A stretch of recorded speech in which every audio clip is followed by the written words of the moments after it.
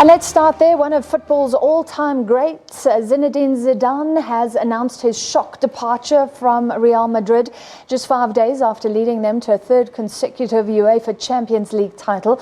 It's been a successful stint at the Bernabeu club for the rookie coach, who last year became the first manager in Champions League history to defend the trophy in Cardiff before adding a third consecutive win in Kiev last Saturday. The Frenchman, a World Cup and Champions League winner as a player, took over from Rafael Benitez mid-season in January 2016 and steered Madrid back on course to win their 11th European Cup. But nobody could have predicted that Zidane would complete the feat of defending that trophy last season, also adding the La Liga title to net an impressive double. Last weekend in Kiev, Zidane helped Madrid become the first team in 40 years to win 3 consecutive European Cups and the first in the Champions League era. It made him one of the club football's most successful coaches less than 3 years into his managerial career. That's why the 45-year-old former Ballon d'Or winner's announcement that he was leaving Real Madrid came as a real surprise to all of football. And we'll take you to Paris and see what's happening, the reaction there as soon as we can. But joining me now in studio, our sports anchor, Thabiso Sithole. Yeah. So what on earth happened? This guy sounds fabulously wonderful. Yeah. Why is he going? I think it's the question that has boggled many a mind. I mean, we're still trying to grapple with it, and I think that's why we're probably going to speak to Elena in a short while.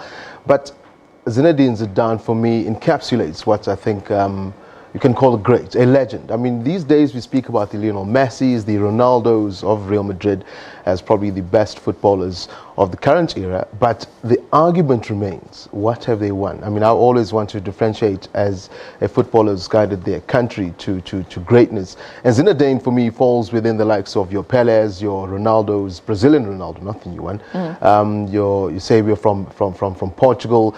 There's plenty that this man has done for France, and nobody can forget. There's one thing that stands out when you speak about Zinedine Zidane, that final in the World Cup where he headbutted Materazzi, so you can never forget that. But as far as a footballer and an all-round, whether as a manager at Real Madrid or as a coach, or as a player at either Juventus or Real Madrid, outstanding. He's done it all, basically. So I've heard speculation this is about politics within the club. There must be masses of speculation. It's arguable. I mean, that's an arguable one because the funny thing is immediately after the Champions League victory last weekend, we also heard Ronaldo saying he might be moving on, he'll make a decision soon. The question is, you playing probably for the most successful club currently in Europe. I mean, they've won 3 European titles back to back. What could be the politics about? You getting game time, as far as Ronaldo's concerned. No one can say you're bad at your job. Yes, I mean, for Zinedine, you are the best coach in Europe as we speak. So what politics could be there? I mean, the money surely isn't the issue. The money's great. I mean, Zinedine, that's what I'm saying. Zinedine's done it all. So what is going on? Look, speculation is, and I'm going to say this with tongue-in-cheek, it is a joke that he's coming to Kaiser Chiefs. No, that's not going to happen. That would be wonderful. No, that'll never happen. I doubt it. But look, I think, like I was saying, I don't think he's got anything else to prove in as far as either a manager or a player is concerned. I will be surprised, though, if he does retire. He's only 45 years old. So whether he's not going to take up another managerial position, it will be a great loss for football.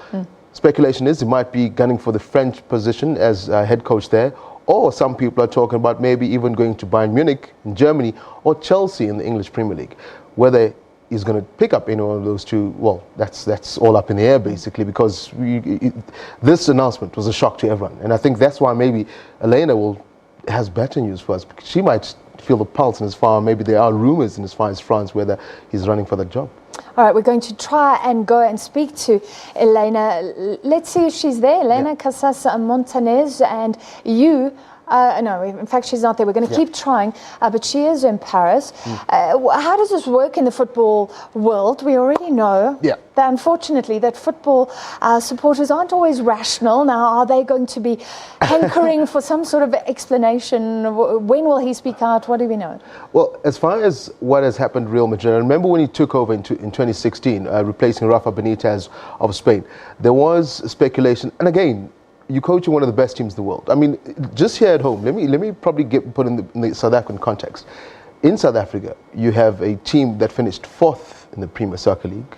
That's Kaizer Chiefs. But their coach resigns or is let go 3-4 games left in the league.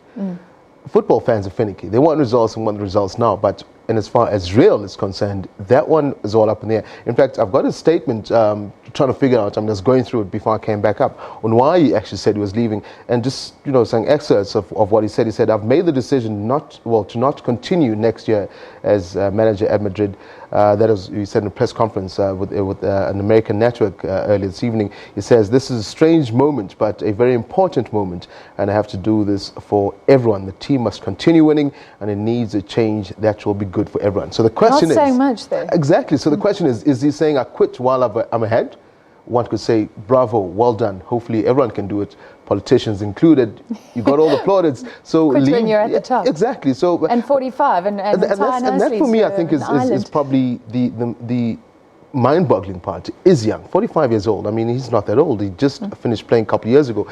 He's won everything, from the Ballon d'Ors, from your Champions League, both as coach and as player, from your Super Cup, from your La Ligas, both in Spain and Italy for Juventus. There's nothing that Zinedine Zidane hasn't done. And that's why I think for me, the likelihood that he's leaving because of pressures, I'm not sure. Because how do you pressure somebody who can sit back and say, well, here's my record from 2004, I think, when I started, in fact, 94, apologies, from 1994 up until 2017, you can read everything. He's won everything. I mean, from the best manager in the world to the Club World Cups, both as a manager and coach. So you can't really fire that person. And if he's going for politics, would he run for politics? I don't know. France, interestingly, have got one of the youngest presidents in the world. So it's been done before. I'm not quite sure how to make of this, and that's why it would have been interesting if we got to speak to Elena and feel the pulse of what's going on in France, because at least she should give us some sort of semblance. We're going to try and speak to her again after the break. Very quickly, how important? Okay, I'm a non-soccer fundi. And you have these superstar players that seem to make all the difference. How much of a difference does a coach make? Real Madrid, is it now going to the dogs because he's leaving? Or really, could the skills of that team carry it through? It makes a huge difference to have a coach who's been there. I mean, I think you see it with the likes of Pep Guardiola right now in the English Premier League.